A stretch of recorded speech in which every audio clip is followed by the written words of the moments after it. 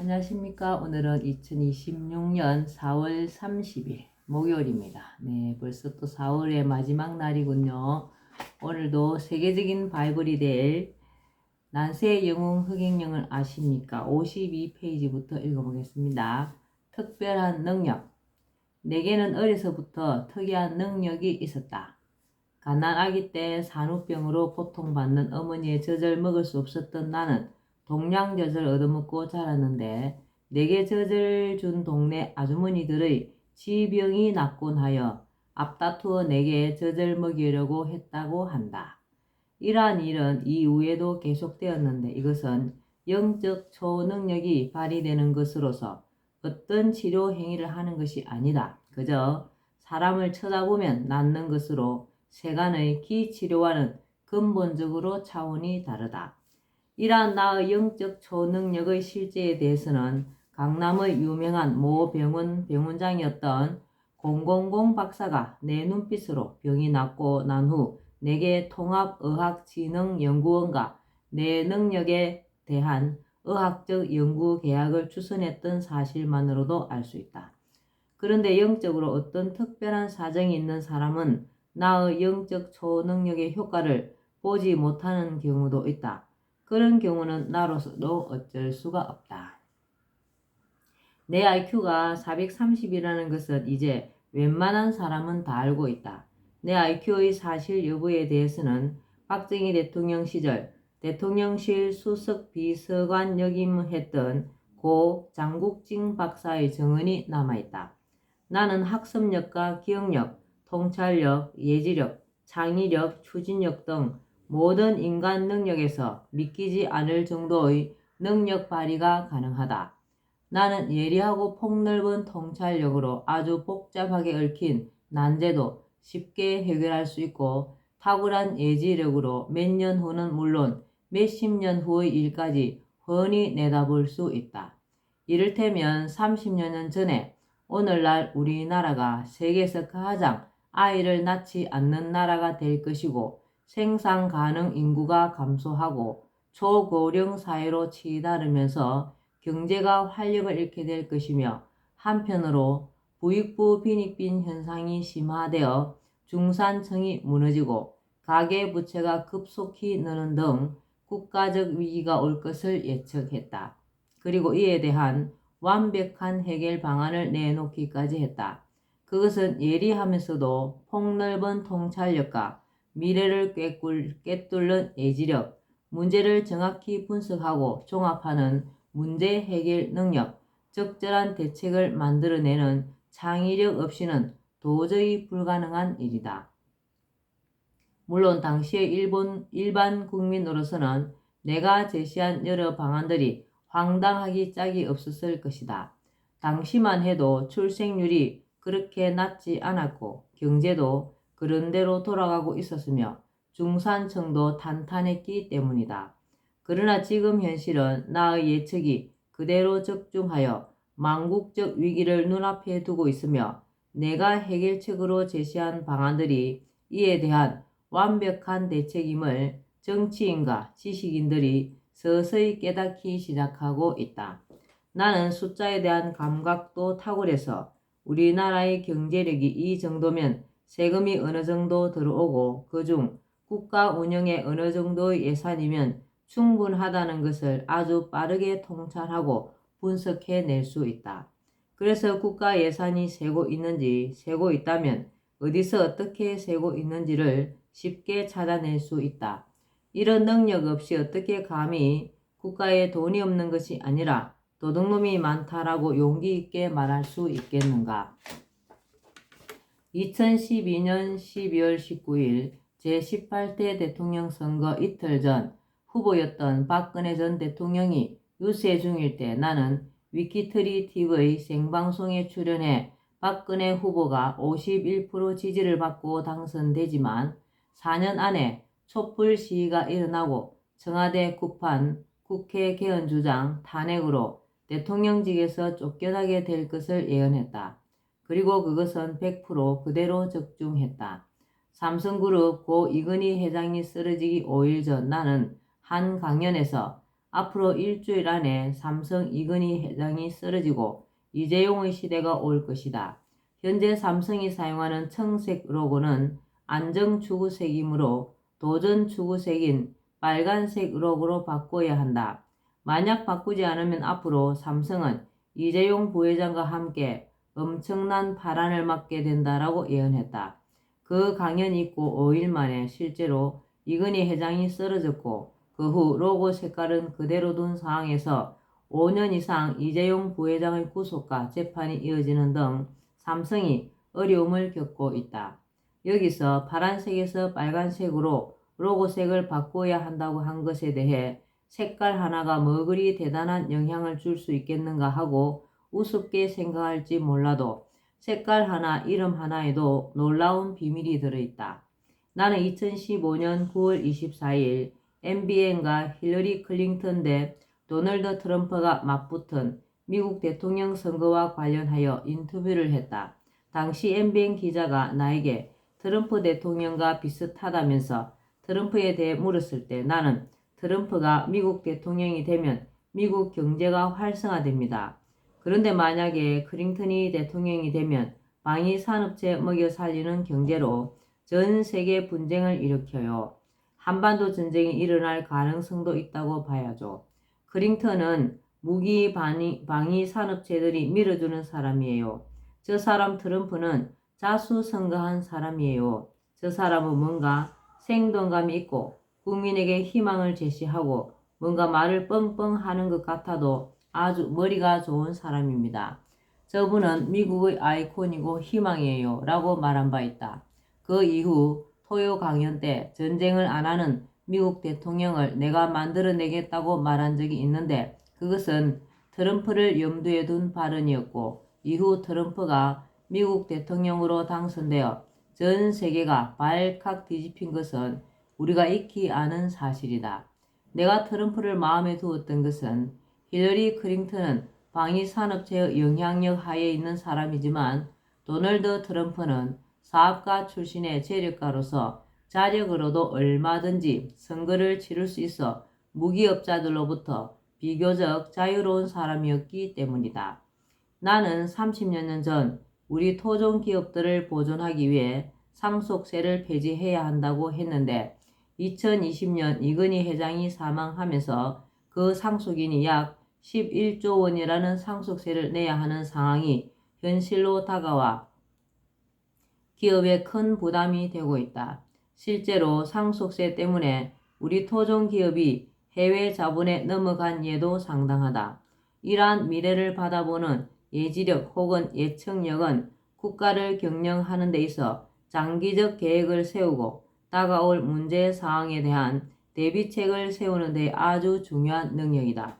내가 국가 최고 지도자가 된 경우에는 아시아 통일과 세계 통일을 쉽게 이룰 수 있다고 말하는 것도 전 세계를 머릿속에 두고 무엇을 어떻게 하면 된다는 것이 일목요연하게 정리되어 통일 계획과 구체적 방안이 모두 강구되어 있기 때문이다. 일반인의 눈에는 과장되게 생각될지 몰라도 나의 두뇌와 통찰력으로는 모든 계산이 빈틈없이 이루어져 아주 현실성 있게 계획되어 있다. 이 외에도 내게는 여기서 밝히지 않은 많은 능력들이 있다. 내 이름의 위력도 그 중에 하나이다. 일례로 우유에 내 이름 허경영을 부르면 우유가 썩지 않는다. 이는 누구든지 실험을 통해 확인할 수 있는 사실이다. 우유뿐만이 아니다. 하늘궁에 있는 대형 케이크는 내 지지자 중 한 사람이 창당 이전 선물한 것인데 내 이름을 불러준 후 2년이 훨씬 지났는데도 지금은 2년이 더 되죠. 2018년도에 선물을 받으셨기 때문에 6년, 8년, 지금 8년 차입니다. 지났는데도 수분 증발에 따른 약간의 형태의 변화를 제외하고는 썩지 않고 여전히 그대로이다. 이 사실은 하늘궁에 오면 직접 확인할 수 있다. 상식적으로 이해하기 어려운 이러한 것들 때문에 사람들이 나를 이상한 사람으로 보기도 한다는 것을 모르는 바는 아니지만 때가 되면 대부분 사람들이 내게 이런 신비한 현상이 왜 있는지 내가 강연을 통해 수없이 말하고 있는 것들, 예를 들면 신인이라든가 여러 영적인 능력 등에 대해서도 자연스럽게 이해하게 될 것이라고 생각한다. 신인으로서 내가 가진 여러 영적인 능력은 내가 세상에 군림하기 위해서가 아니라 내가 누구인지를 알려 인간 세상에 공의를 세우고 인류가 공존 공영할 수 있도록 하는 등 나의 소명을 이루기 위한 것이다. 인간 세상에 공의를 세우고 인류가 공존 공영할 수 있도록 하는 등 나의 소명을 이루기 위한 것이다. 소명을 받은 민족. 우리 국민은 세계 최고의 IQ를 자랑한다. 이것은 나만의 생각이 아니라 이미 과학적으로 연구된 결과이다. 영국과 핀란드의 대학에서 세계 185개국 국민의 평균 IQ를 조사했다. 조사 결과 홍콩이 107위로 1위이고 우리나라가 106위로 2위, 그 다음 3위는 일본과 북한이 105로 동등했다. 그러나 홍콩은 중국에 속하기 때문에 중국인의 평균 IQ인 100과 합쳐서 계산해야 하므로 우리보다 훨씬 낮다. 한국인의 지능이 세계 최고인 셈이다. 우리보다 한참 못 사는 북한 사람들 역시 머리만큼은 같은 한민족답게 우수하다. 일본 사람들도 똑똑한데 그것은 한민족의 피가 섞였기 때문이다. 그러나 한반도에 자리 잡은 한국인을 따라오지는 못한다. 일본 최고 재벌은 손정희 회장으로 한국계이다.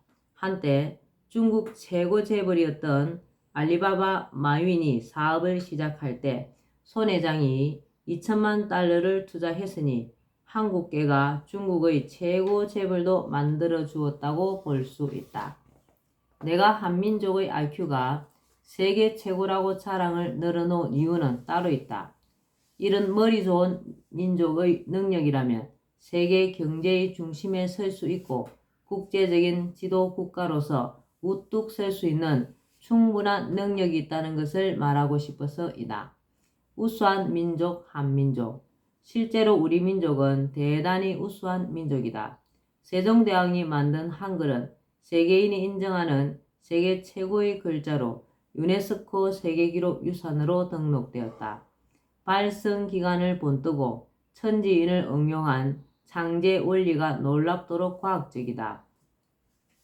실용성도 탁월하여 표현할 수 없는 말이 없으며 배우기도 아주 쉽다. 또 컴퓨터 자판으로 세계에서 가장 빨리 칠 수 있는 글자로서 한자보다 60배 빠르고 영어보다도 2배가 빠른 IT 시대 최적의 글자이기도 하다.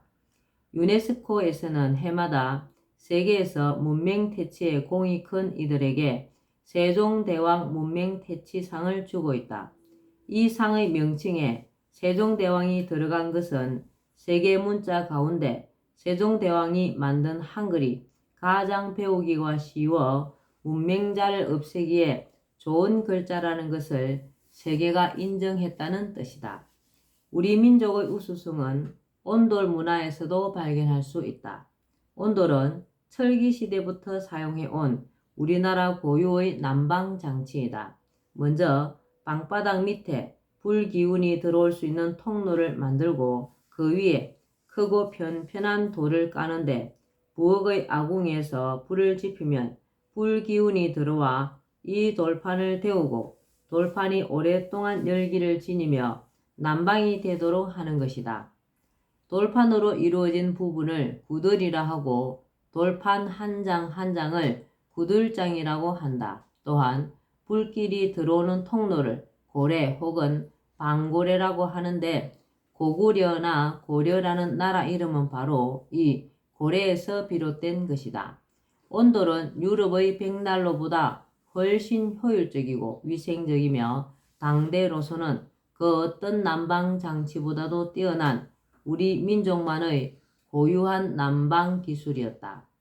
오늘날 우리 민족은 6.25 전쟁의 잿더미에서 한강의 기적을 이루고 세계 10위권의 경제 대국을 자랑하고 있다. 전 세계에 한류 열풍을 일으키는가 하면 IT 강국으로서 세계를 선도하고 있다. 우리 민족은 두뇌가 명석할 뿐 아니라 국가 최고 지도자를 잘 만나면 엄청난 저력을 발휘하는 민족이기도 하다. 6.25 전쟁의 잿더미와 보릿고개 속에서 변변한 자원 하나 없던 우리나라가 탁월한 지도자 박정희 대통령을 만나 비약적인 발전을 이루어 경제대국의 초석이 된 것이 그 신뢰이다. 그러나 현재 우리 민족은 전통적 빈곤, 절대적 빈곤에서는 벗어나서나 자본주의의 팽폐와 부패한 정치인들로 인해 부익부 빈익빈가 심화되어 상대적 빈곤과 풍요 속 빈곤을 겪으며 중산층은 몰락하고 서민들의 생활은 날로 피폐해가는 상황에 놓여있다. 우리 민족은 다시금 위대한 지도자가 필요한 시점이다. 한민족은 머리만 우수한 것이 아니다. 널리 세상을 이롭게 하고 인간의 도리를 지키려고 애쓴 수준 높은 민족이다. 천부경과 삼일신고, 참전개경은 아주 오래된 민족 경전으로 하늘의 가르침으로 인간 세상을 교화하려는 내용을 담고 있다. 그 내용을 보면 일찍이 우리 민족이 왜 동방예의지국이라는 별명을 얻었는지 그 이유를 짐작할 수 있다. 또한 고조선의 건국 이념인 널리 인간을 이롭게 한다는 홍익인간 이념은 유사 이래 세계 어떤 민족이나 국가도 제시하지 못한 놀랍도록 수준 높은 건국 이념이다. 우리가 잘 알고 있는 영국의 역사학자 아놀드 토인비는 우리나라의 홍익인간 이념의 놀라움을 금치 못하고 미래 세계를 이끌어갈 핵심 사상이 되어야 한다고 했다. 25시라는 작품으로 노벨 문학상을 수상한 루마니아의 작가 콘스탄틴 게오르그도 우리나라의 홍익인간 이념에 매료되어 뜰에 무궁화를 심어놓고 한국을 생각할 정도로 한국 사랑이 대단했다고 한다. 효제 충신 예의 염치는 우리의 8대 민족 정신으로 우리 민족은 부모에 효하고 형제간에 우애하며 나라에 충하고 사람 사이에 신의를 지키려 애썼다. 또 겸손과 예의를 중시했으며 불의에는 단호히 맞섰고 스스로 잘못을 저질렀을 때는 부끄러워할 줄 아는 민족이었다. 공자까지도 동방예의지국인 우리나라에 와서 살고 싶다고 할 정도로 우리나라는 예의를 숭상하는 민족이었다. 숱한 외침을 받으면서도 먼저 남의 나라를 침략하지 않는 평화를 사랑하는 민족이었으나 나라가 풍전등화 위기에 놓이면 목숨을 초계같이 버리며 분연히 일어날 수 있는 의로운 기상을 지닌 민족이기도 했다. 이렇듯 우리 민족은 효제 충신 예의 염치를 지키고 자라나는 세대에게도 그것을 심어 한민족의 아름다운 정신과 을을 면면히 결성해온 수준 높고 생명력 강한 민족이다. 아주 좋은 민족입니다. 우리 민족은. 오늘은 여기까지만 읽겠습니다. 오늘도 흑영령을 많이 부르고 알려서 하늘의 복을 짓는 행복하고 뜻깊은 하루 되시기 바랍니다. 감사합니다. 흑영령, 흑영령, 흑영령.